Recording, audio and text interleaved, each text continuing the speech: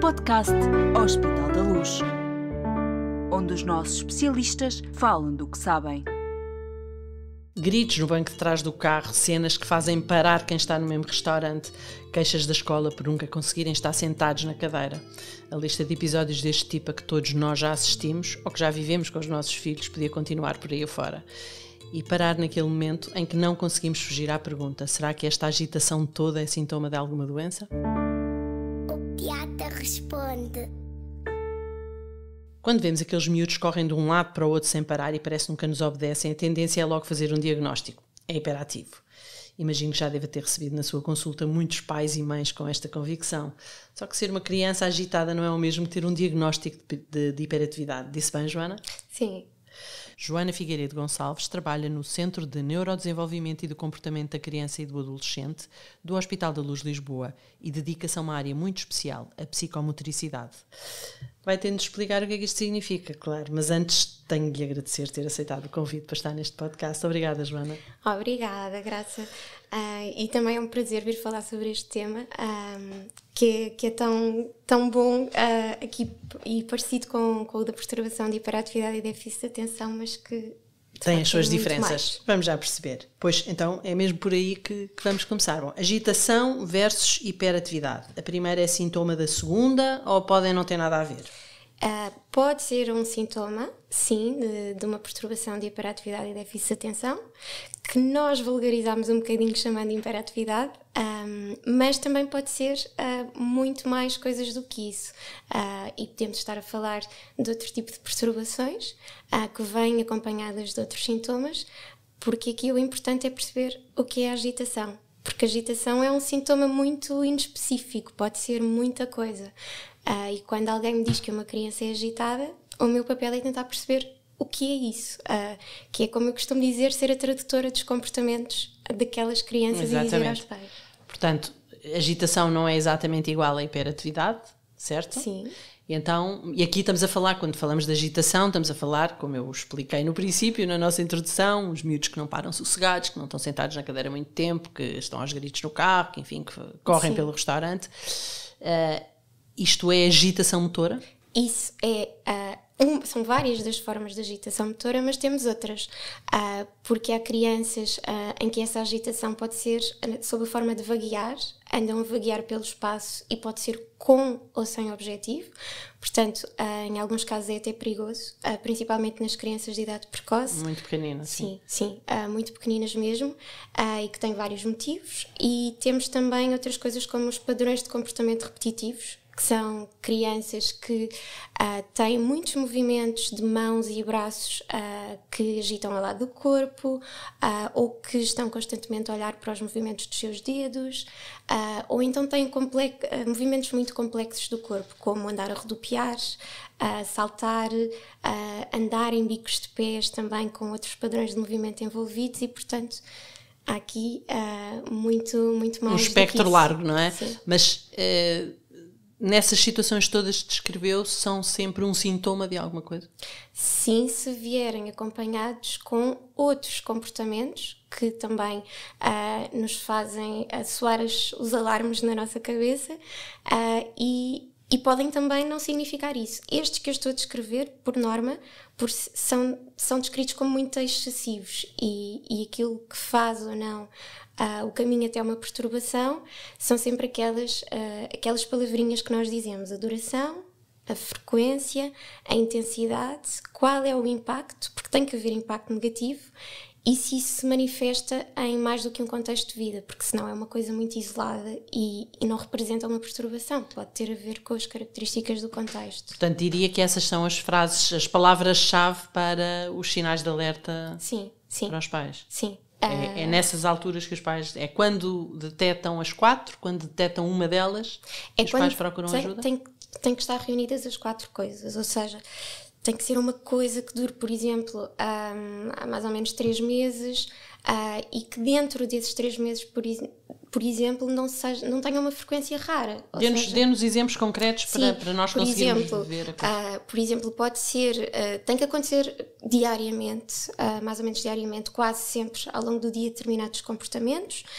Por exemplo, uma criança que todos os dias, quando sai do recreio e entra na sala de aula, não consegue ajustar o seu nível de atividade e não prepara o seu corpo para, por exemplo, se sentar na cadeira.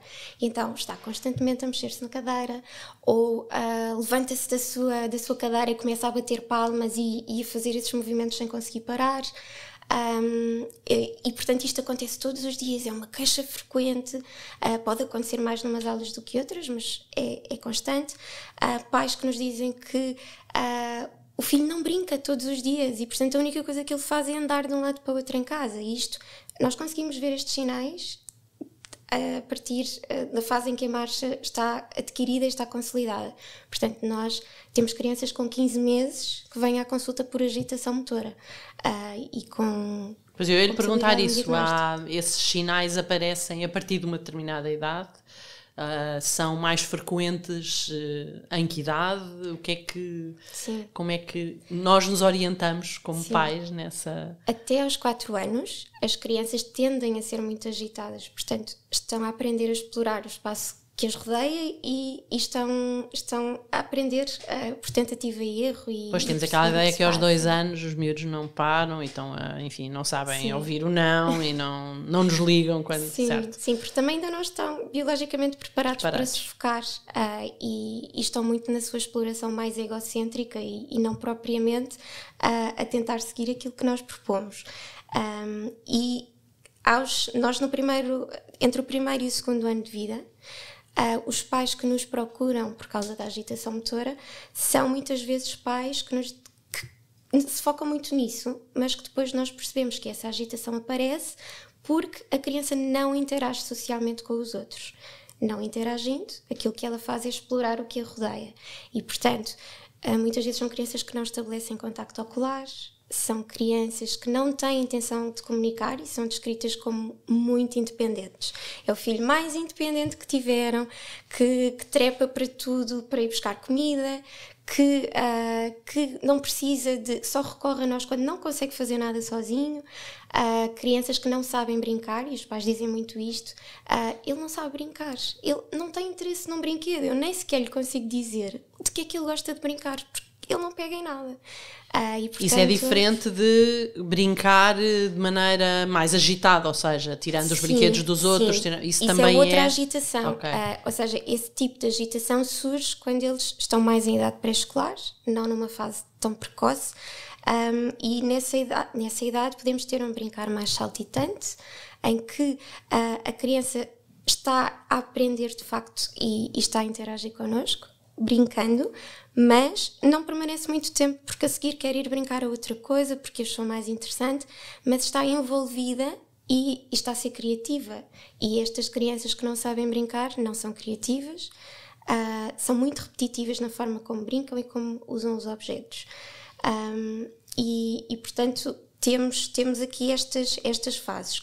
É uma preocupação quando interfere com, por exemplo, a minha socialização. Se eu só ando de um lado para o outro, chamam-me e eu não olho, porque eu continuo a vaguear pelo espaço. E no caso das crianças já em idade pré-escolar, quando esta agitação nos impede, por exemplo, de estarmos no infantário, sentados a ouvir uma história ao lado dos outros colegas, e parece Sim. que temos que estar sempre ao colo da educadora, quase que às vezes dizem, parece que eu tenho que aprender para que ele esteja quieto. Ou então a idade escolar, quando isso os impede de fazerem as tarefas que era suposto eles já conseguirem fazer. Porque no fundo aquilo que falta é uma função de autorregulação, de controle inibitório. Eu não sei ensinar o meu corpo a parar. Não nasci com essa competência que os outros desenvolvem sozinhos, naturalmente. Isso aprende-se, trata-se, Sim, cura-se? Não sei se pode dizer assim, se eu estou a fazer umas perguntas um pouco tontas. Mas... Não são tontas, porque os pais fazem essas mesmas perguntas. Não se cura, principalmente se vier associado a uma perturbação do neurodesenvolvimento ou de saúde mental. O que pode é regredir ao longo do tempo e os sintomas manifestarem-se menos ou com menos intensidade. Como é que isso conseguem? Faz-se terapia para isso. a forma como se faz varia consoante este tipo de agitação e de onde é que ela vem. Porque são técnicas diferentes, métodos diferentes. O tratar depende em que idade é que a criança está e como. Porque se for uma criança muito pequenina, eu não lhe consigo ensinar estratégias de autorregulação porque ela nem sequer identifica que aquilo acontece. Portanto, tem que ser sempre o adulto a tentar de alguma forma garantir, ou através do espaço, por exemplo, porque se eu ando a mexer em tudo, mas não sei brincar e apenas toco e deixo e atiro e deixo cair no chão, então aí precisamos de trabalhar com o adulto.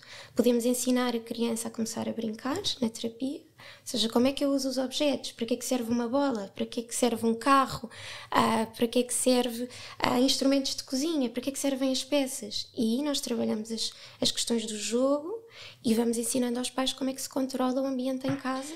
Agora, dúvida ainda em relação a essas diferentes fases, não é? No fundo, avaliações do que é a agitação consoante as idades.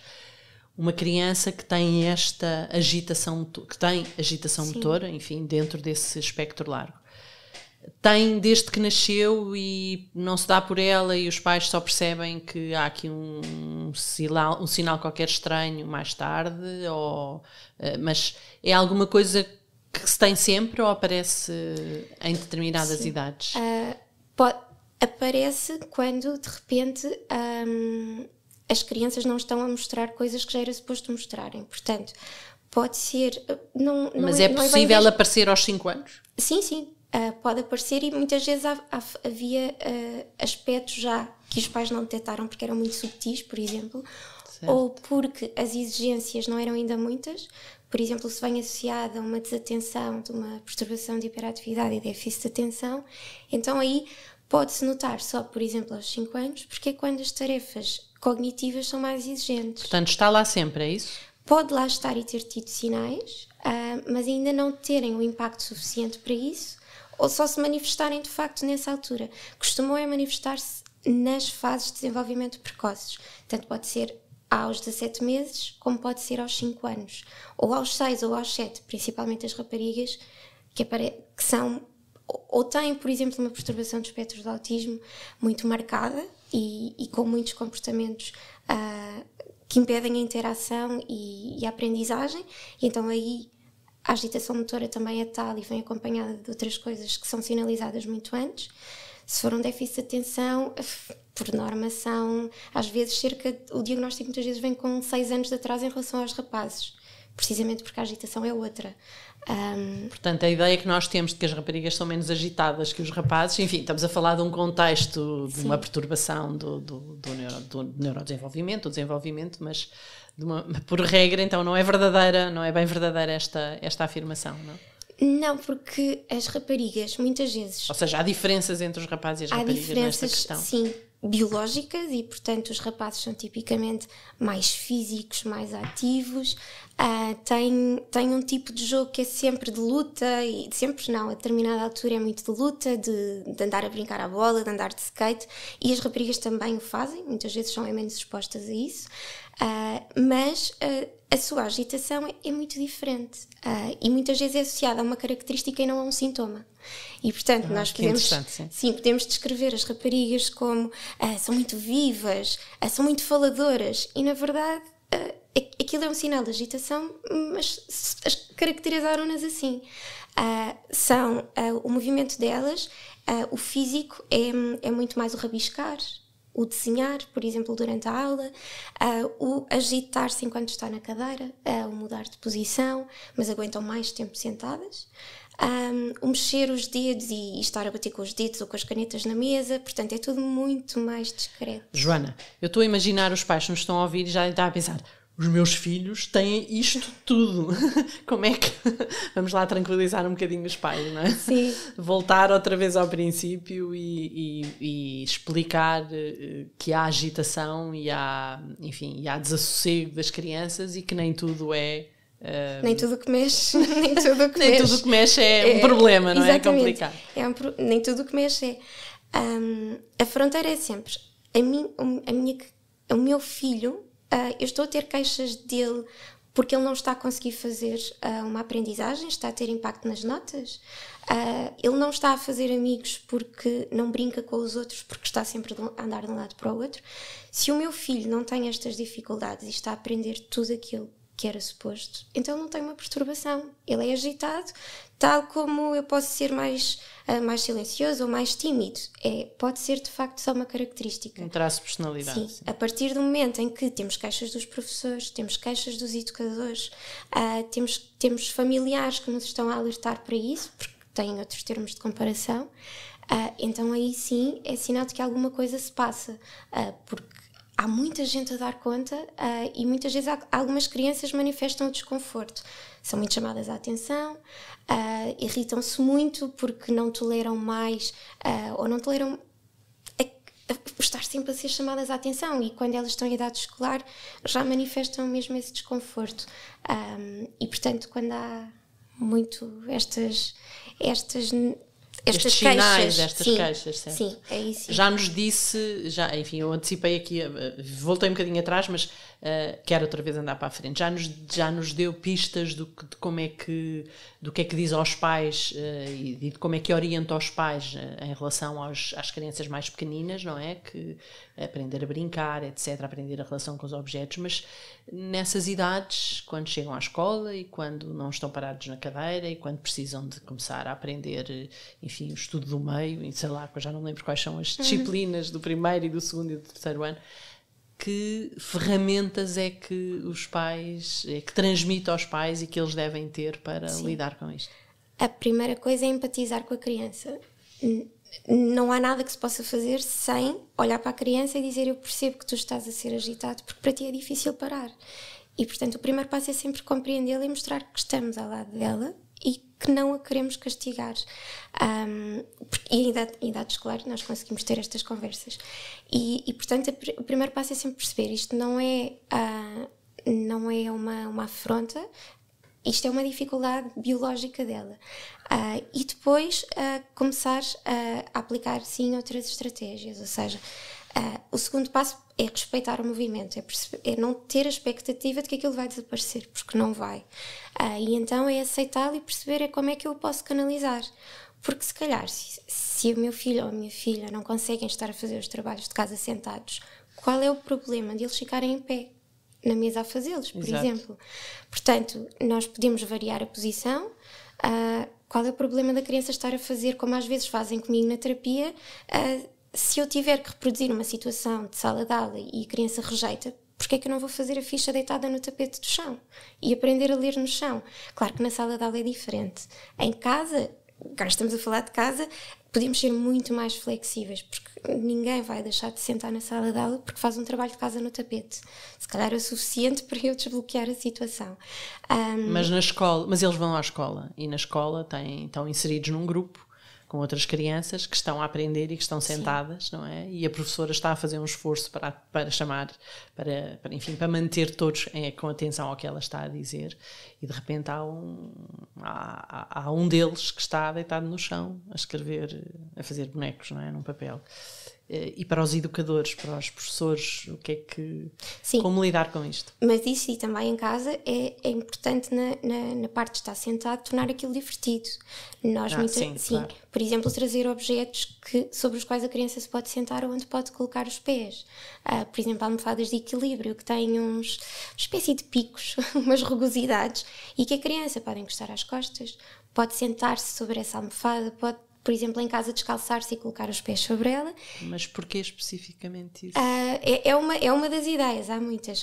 Porque aquilo dá informação sensorial à criança, e se ela se mexe, aquilo dá-lhe uma sensação agradável e compensa um bocadinho aquilo que é a procura de movimento, por exemplo, na cadeira.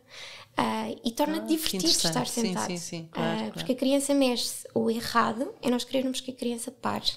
Nós queremos é canalizar o movimento.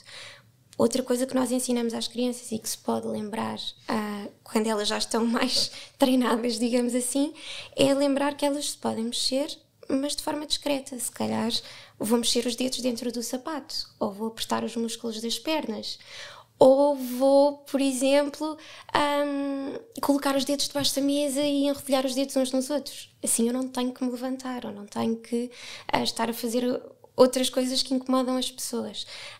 E isso é outro truque. É importante também para as crianças que não se conseguem acalmar tão facilmente com o próprio corpo, ter, por exemplo, um objeto, mas que não pode ser qualquer um e varia de criança para criança. Algo que, por exemplo, possam ter na mão e que não faça barulho, porque se atirarem não vai interromper a aula.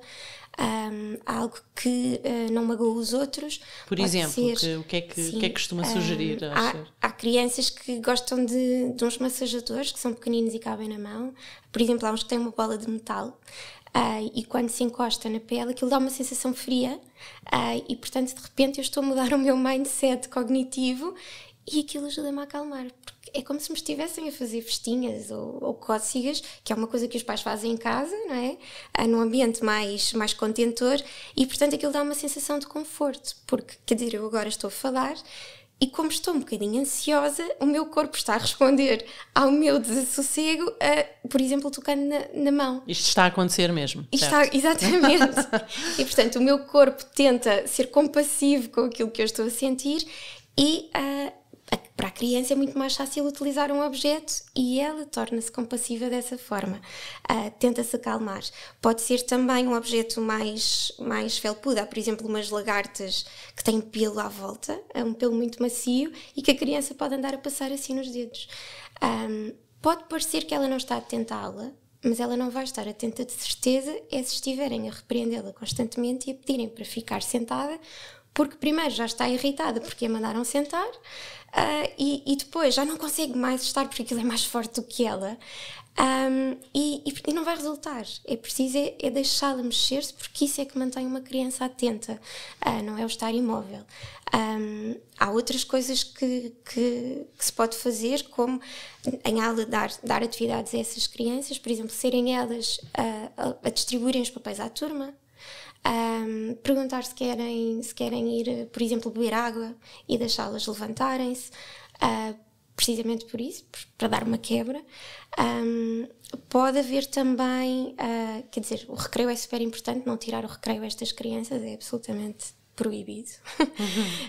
Porque se eu tiro o recreio, a criança vai estar sentada na sala de aula e não se mexeu. Portanto, a seguir eu quero que ela volte à aula, mas ela nem sequer teve o tempo de descansar daquela aula e não foi com os amigos à rua. Portanto, como é que ela a seguir vai estar sentada? Ela claro. Nem sequer teve tempo Eu, aliás, ia-lhe fazer a pergunta sobre o desporto e a atividade física. É alguma coisa que é muito aconselhável para crianças destas? Sim, porque para já é uma forma de... É que se isto é uma questão, enfim, biológica, não é? Cansá-los não elimina o problema. Sim, não é cansá-los, mas é uma atividade física que tem um objetivo. E, portanto, é uma agitação, não é uma agitação, é eu estar a mover-me, mas estou a mover-me em prol de alguma coisa, ou para a minha equipa ganhar, porque eu preciso defender ou preciso atacar e alguém marcar um golo, e portanto eu tenho uma função e eu tenho que a cumprir, senão eu não sou bem sucedido. E portanto, isso no fundo ajuda a estruturar, ajuda-os a estruturar, sim. Não só a esse nível, mas também ao nível da atenção, porque eu tenho que estar atenta ao jogo para conseguir seguir a estratégia. Agora, não pode ser qualquer desporto. Em função de cada criança, há determinados desportos que podem ou não ser mais indicados. Se calhar... O yoga não? Quer dizer, pedir a uma criança que não gosta de estar parada para fazer yoga, nós fazemos relaxação. Estava a ser irónica, não é? Exatamente. Não quer dizer que não se possa. O método ideal de relaxação para crianças em idade escolar e em idade pré-escolar é a relaxação que é em movimento, é ativa. Claro. O método de relaxação para crianças é sempre em movimento, desde fazer posturas de animais, a seguir o movimento em determinadas músicas, mas ninguém quer que elas estejam ali paradas e quando estão 2 minutos. É muito bom. O desporto, a primeira regra é que seja um desporto que a criança goste. Primeiro, o que é que ela gosta. Exato. Depois, se for uma criança que é muito agressiva, porque nós não falámos ainda desse tipo de crianças, e que muitas vezes têm precursores de perturbações do humor, é uma agitação diferente, se eu tenho uma criança que é muito agressiva e de repente quer pô-la no rugby, quer dizer, um desporto de contacto, se calhar eu pensava 50 vezes antes. Gerar desastre, sim. Sim, porque, quer dizer, não é que a criança não possa. Eu tenho uma criança que uma vez os pais me perguntaram isso pode, não é agora, vamos esperar um tempo para que ela tenha competências de autorregulação e não interprete que sempre que vai ser... sempre que alguém vai entrar em contacto físico com ela, que a forma como que aquilo que ela vai reagir a seguir automaticamente é abrir os braços e afastá-los, porque no rugby não é isso que a pessoa vai fazer, claro. Tem determinadas posições. A Joana falou das crianças agressivas, é também uma das características que pode ter esta, ou uma das formas que pode ter esta agitação motora que resulta deste problema. Sim, pode ter. Posso só voltar atrás? Não, volte, claro, eu estou aqui a... nesta parte do desporto, outra coisa é pensar quando e quanto, porque não é por eu fazer muitas horas de desporto que isso me vai fazer bem. Para determinadas crianças isso não é bom, e é preciso reduzir essa carga horária para terem tempo livre, e também porque em determinadas crianças podem ficar num estado de tamanha excitabilidade por causa da intensidade do desporto, sim, que isso pode induzir estados de desregulação emocional e comportamental mais graves. E portanto, e também não ser propriamente em crianças deste género muito ao fim do dia, quer dizer, por um lado pode parecer que a criança fica cansada, mas também fica mais excitável, e portanto muito ao fim do dia também pode mexer com as questões do sono, pode mexer com uma série de coisas. Outra coisa boa do desporto, que eu não tinha dito ainda, é que o desporto é um sítio onde eu posso ser feliz a fazer uma coisa em que eu sou bom. E, portanto, eu ser agitada e eu ter a oportunidade de me mexer a fazer uma coisa em que me elogiam, em que eu consigo aprender e ser muito melhor do que no teste de matemática, é algo muito bom. Porque eu preciso de uma coisa feliz. De inputs positivos, exatamente. Quanto à outra pergunta? Era as crianças agressivas, ou seja, é a agitação motora ter esta manifestação de agressividade e a dificuldade que é lidar com isso, não é? No dia a dia. São normalmente crianças com muitas dificuldades de regulação emocional. E muitas, eu tenho estes 3 padrões, ou na minha consulta, ou são as crianças com uma perturbação do espectro do autismo, ou as crianças com perturbação de hiperatividade e déficit de atenção, ou então as que não se pode diagnosticar, por exemplo, uma perturbação bipolar aos 6 anos, mas em que nós temos ali todos ou muito marcados os traços daquilo que pode ser uma perturbação bipolar daqui a uns anos. E não é só isso, há outras crianças que podem demonstrar agressividade. As raparigas, por exemplo, não são tão agressivas, quer dizer, vou começar ao contrário. Quando há esta agressividade, nós temos muitas vezes outros problemas de comportamento associados, porque temos coisas como chamar nomes muito graves, podemos ter até coisas como furtos, até aos colegas, ou em casa, já em idade escolar, e por norma são crianças que são tão explosivas que no momento estão a brincar connosco, e a partir do momento em que de repente pedimos com muita insistência para parar de fazer determinada coisa, a criança explode de tal modo que tudo o que está à volta dela desaparece, e não se conseguem desapegar dessa emoção, e portanto a agitação vem muito deste desconforto, por um lado eu não consigo parar, e por outro eu não consigo estar nesta situação tão estruturada, com tanto controle, e que me exige tanto de mim, e depois esta agressividade é uma coisa de que por norma se arrependem. Se não se arrependem é muito grave. Mas pode parecer que não se arrependem, mas nós todos identificamos que pode não me ter pedido desculpa, mas que vem ter comigo passado um bocadinho e me traz um jogo para brincar comigo ou para mostrar alguma coisa. Não houve um pedido de desculpa, mas nota-se que está arrependido. E portanto o arrependimento é uma coisa boa. Mas a agressividade pode ser também a ele próprio.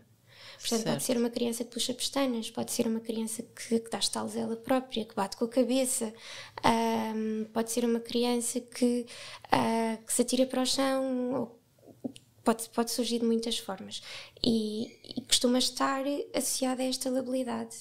Tempestades num copo d'água, mudanças muito bruscas do humor, sim, gritos imensos, birras que não acabam, destruir o carro. Quer dizer, eu tenho dezenas de filmes desses no meu telefone que recebo dos pais, e que são mesmo inacreditáveis, estou a pensar numa criança que ainda hoje recebi o relato e tinha 15 mensagens dos pais a relatar uma situação que aconteceu ontem na escola e em que a criança, enquanto batia numa das pessoas, dizia: eu não consigo controlar, mas é que eu não consigo parar. Quer dizer, estava a sofrer imenso. Que aflição, pois, uma aflição. Bom, portanto, eu espero que os pais que nos estão a ouvir não vão todos a correr para a consulta da Joana, porque aquilo que foi descrito aqui de facto são problemas sérios e nem tudo o que é exatamente, nem tudo o que é uma agitação de crianças que pulam e que se divertem aos pulinhos e que são felizes com isso, mas que sabem parar quando alguém lhes diz para parar,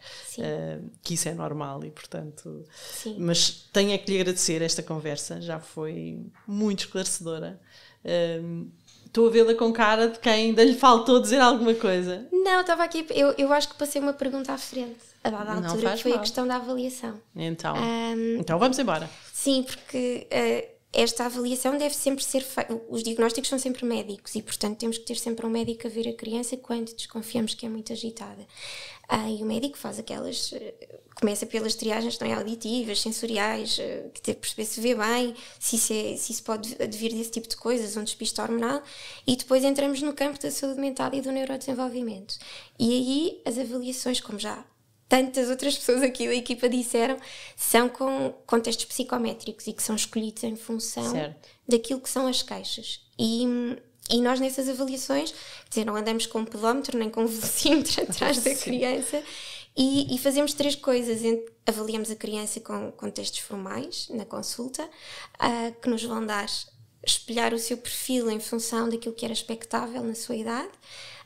E, portanto, a agitação motora, quando vemos nesses testes, é uma agitação que impede que a criança esteja a responder corretamente. Por exemplo, há crianças que sabem tudo aquilo que estamos a perguntar em termos de memória, até de atenção, mas que estão tão agitadas na cadeira que, entretanto, já perderam metade daquilo que eu disse e já não fazem a tarefa de memória auditiva. E, portanto, a agitação nota-se e, portanto, nós não vemos só o resultado dos testes que aplicamos, mas o que é que eu vejo para além disto? Que criança é que eu tenho à minha frente? Quando é que isto está a surgir? É quando são muitas tarefas seguidas, em que eu estou a pedir demasiada concentração e cansa-se depressa e depois mexe-se e tenta-se levantar. Portanto, nós analisamos isso também através do nosso olho clínico e depois também os instrumentos que enviamos para os pais e para os professores ou os educadores, porque, quer dizer, eu não sei quem é aquela criança que está ali, eu sei quem é ela à minha frente, mas eu não sei quem é ela em casa e quem é na escola. Sim, a avaliação implica portanto, contexto mais global. Temos essas medidas de heteroavaliação, esses questionários que enviamos para as escolas e para as famílias, para também termos esse relato e que depois também nos dão resultados referentes à norma também, sobre se aquilo é demasiado atípico ou não e tem assim tanto impacto ou não. E portanto essas questões da avaliação são importantes. Muito importantes. É isso que nos dá a medida de é uma agitação que tem ou não significado clínico. Muito bem. Tudo começa então num sinal de alerta, num sinal de alarme como os que descreveu e num pedido de ajuda, provavelmente ao pediatra. Sim, ao pediatra do neurodesenvolvimento. Sim, que muitas vezes, porque até já tem outras crianças na família e que até já são seguidas, mas idealmente são esses 2 profissionais. Há pais que procuram logo um terapeuta, tipicamente, é mais o psicólogo, apesar de não ser o terapeuta que, pelo menos em idade pré-escolar, mais trabalha com estas crianças, porque não é, digamos assim, logo o profissional de primeira linha, mas há pais que vão primeiro a uma consulta por exemplo, de psicologia e depois o psicólogo vai trabalhando com a criança, também pode encaminhá-la a um médico e, portanto, pode começar assim dos 2 lados. Muito bem. Joana, eu ficava aqui a conversar o resto do dia consigo, mas obrigado por nos ter ajudado a conhecer melhor esta realidade e na verdade, por nos ter ajudado também a deixar aqui uma mensagem de, enfim, há maneiras de perceber o que é que se passa com os nossos filhos agitados e há maneiras de perceber que a agitação não é sempre um problema. Obrigada mais uma vez por ter vindo. Voltaremos em breve para mais um podcast, O Pediatra Responde. Estamos em todas as plataformas de streaming de áudio e no YouTube também. Subscreva e siga os programas do podcast Hospital da Luz.